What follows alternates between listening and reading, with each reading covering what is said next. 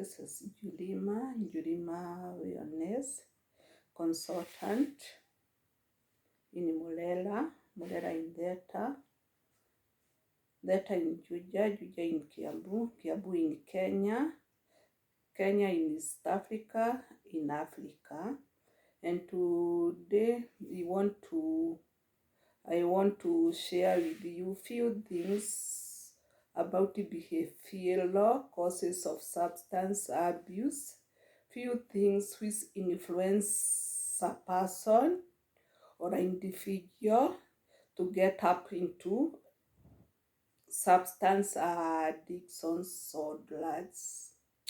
And let's go on. As we said, we have to help our government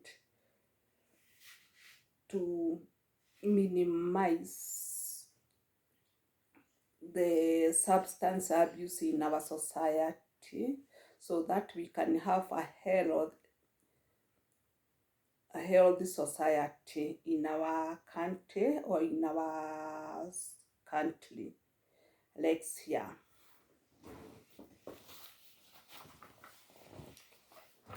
Behavioral theory.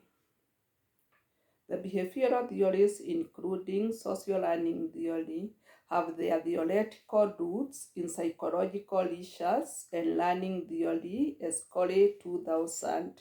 Addiction are viewed as learned, socially acquired behavior with multiple causes.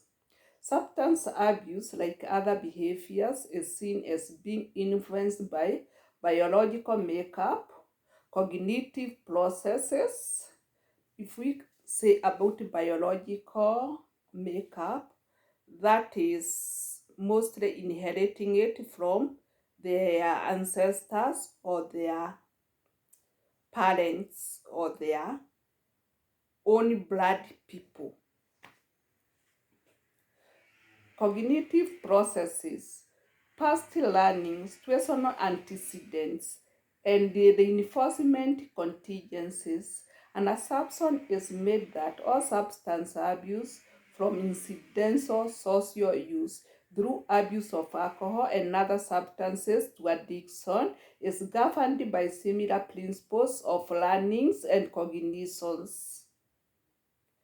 There is nobody who was born drinking or taking alcohol or taking any drugs, but either he learned, either the environment causes him to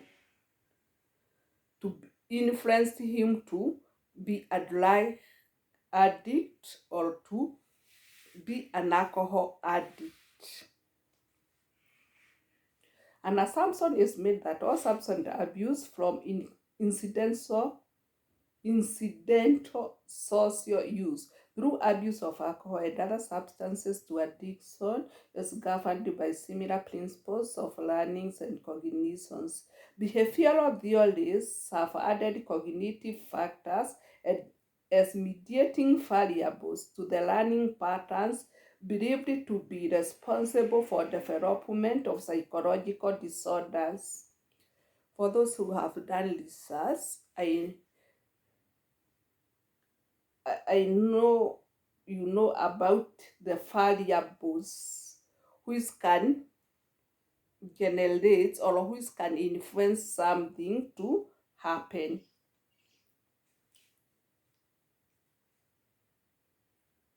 Mediating variables to the learning patterns believed to be responsible for development of psychological disorders.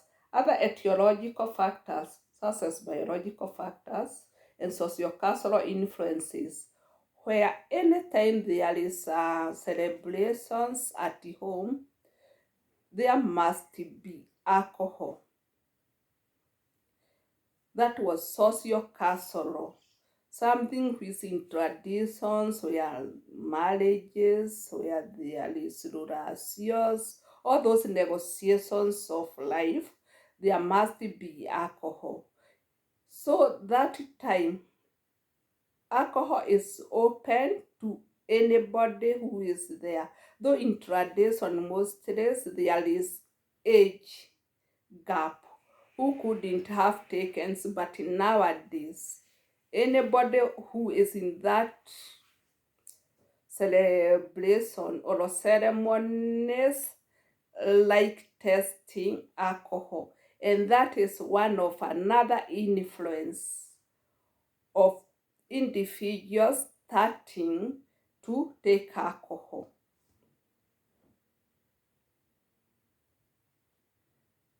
Behave- Such as biological factor and sociocultural influences are not rejected. Thus, while most behavioralists believe that learning plays an important part in addiction in some individuals, other etiological factors may also play an important role. Researchers are beginning to look at the chemical ones of abusable substances themselves as reinforcers to continue using substance. Action of Action of the chemicals on the brain, causing availability of more dopamine to the present, appears to be a highly reinforcing.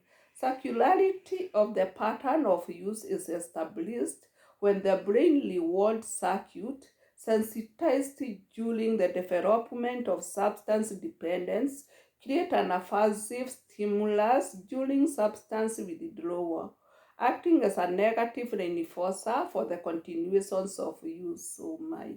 Social learning theory, development by Albert Badula, also forms a part of the behavioral theory about substance abuse. Cognitive genetics and sociocultural factors are thought to predispose or influence the experimentations with the alcohol or drugs as well as subsequent usage.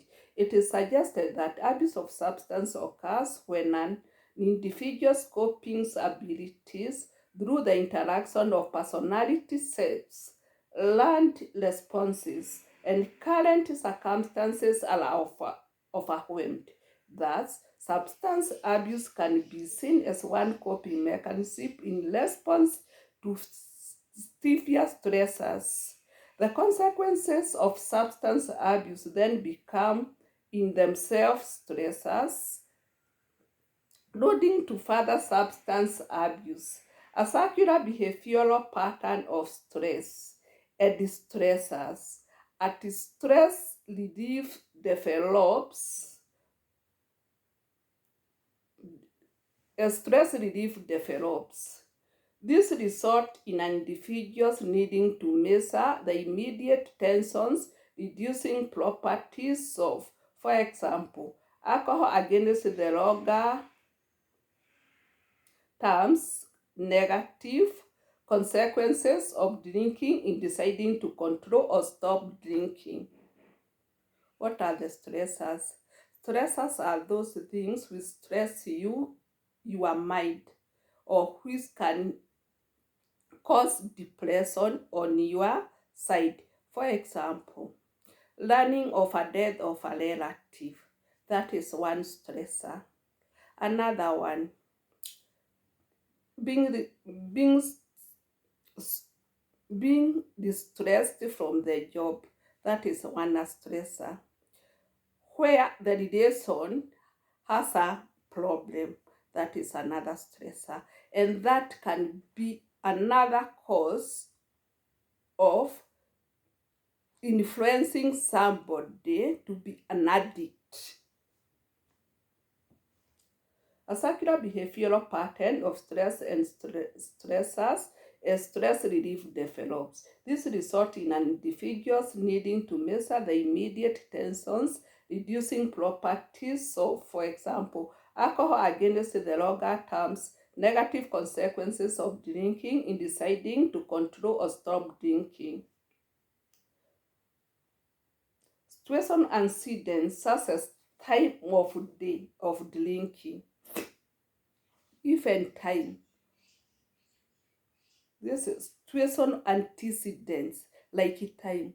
There are those people who can enter in a club from 8 in the morning. They will stay there drinking up to 1.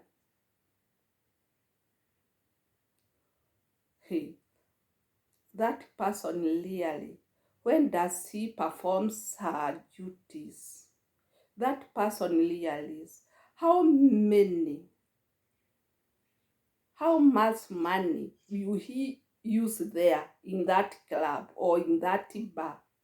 Just ask yourself. Situational antecedents such as time, day of drinking, place of drinking, even the place of drinking. At any time you have to pass there. Even if it's at 7 in the evening, you will pass there. That place of drinking is another influencer of your drinking. And association with certain people or emotional state at that anytime we meet with those people, whether I have an engagement somewhere, I will not go. I have to accompany them to where they will go and drink. Oh my, that is another influence of addiction.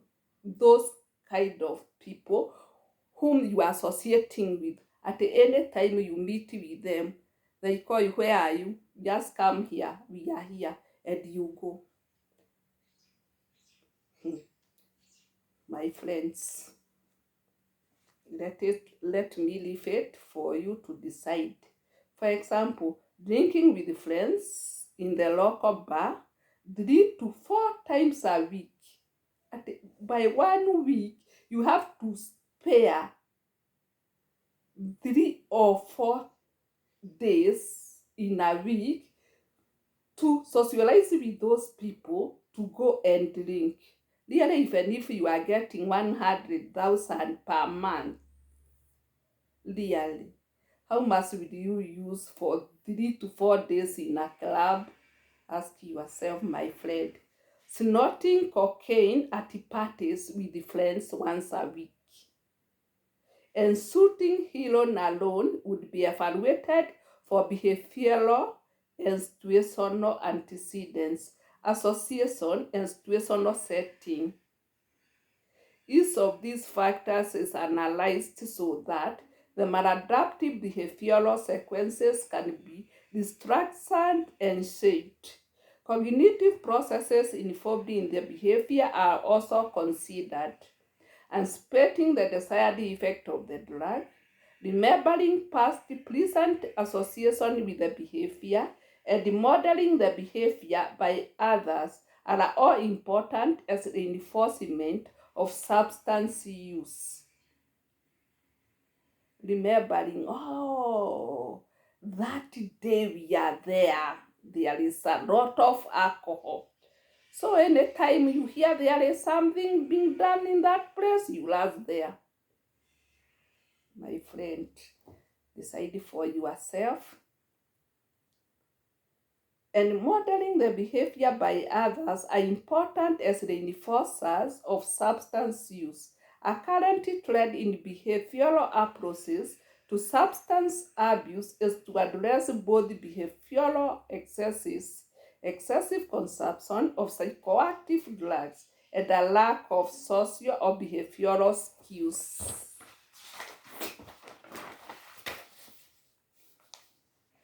Addictive behaviors maintained by reinforcement, the rewarding aspect of drug consumption, and the social setting. Several principles of reinforcement are active in behavior formation and maintenance, including addictive behavior. 1. The more rewarding or positive an experience is, the greater the likelihood that the behavior leading to that experience will be repeated. Thus, a normally shy individual who becomes the life of the party after drinking will want to recreate that experience by drinking again. Those people who, when they have not drunk, they don't have stories. But when they click 1 or 2 bottles, they are the one who controls the conference. They are the one who controls that social place. The greater the frequency of obtaining positive experiences through drug consumption, the more likely that drugs will be consumed again.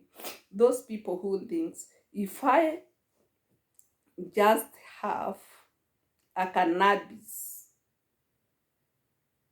that exam you perform fairly well.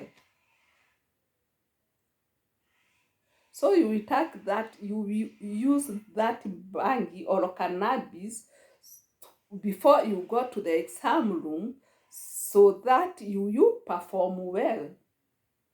To you that is very positive, but no, it will be a routine.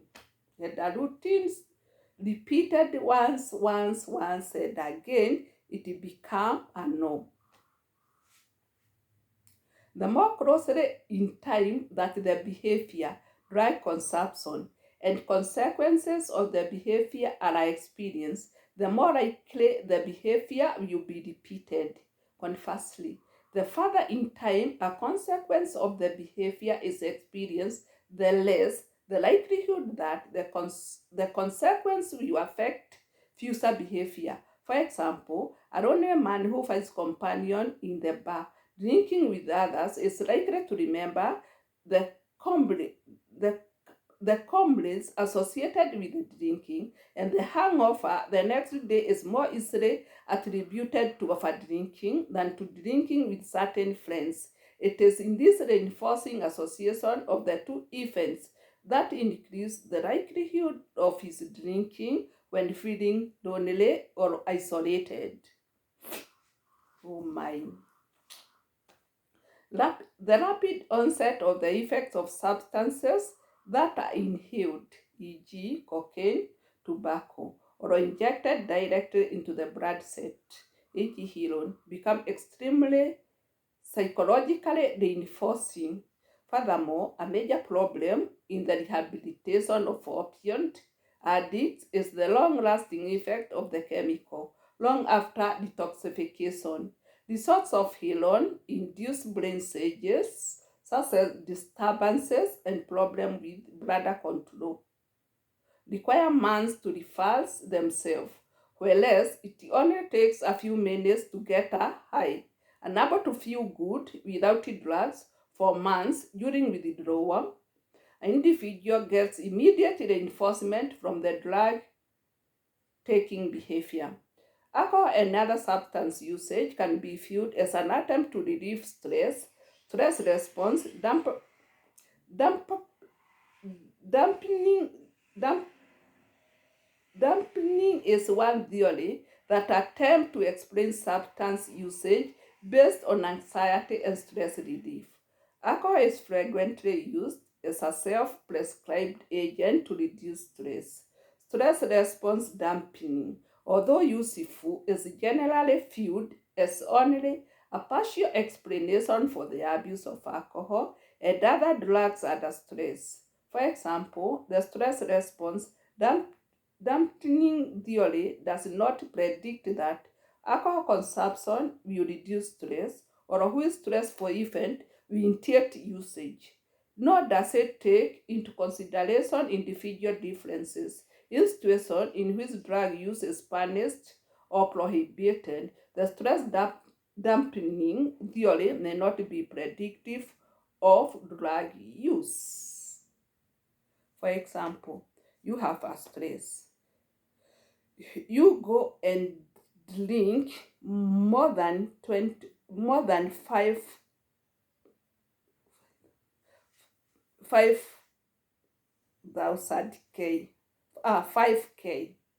in a day. Then when you come home, there is a child who is reporting to school. Now, when will the stress come? Except when the child will be at home, or except the time you will go and release the stress in the club. My friend, ask yourself. Thank you, my viewers. All of my viewers, I salute you wherever you are. Please subscribe to my video like and comment so that I will go on sharing and educating people about addiction. Thank you.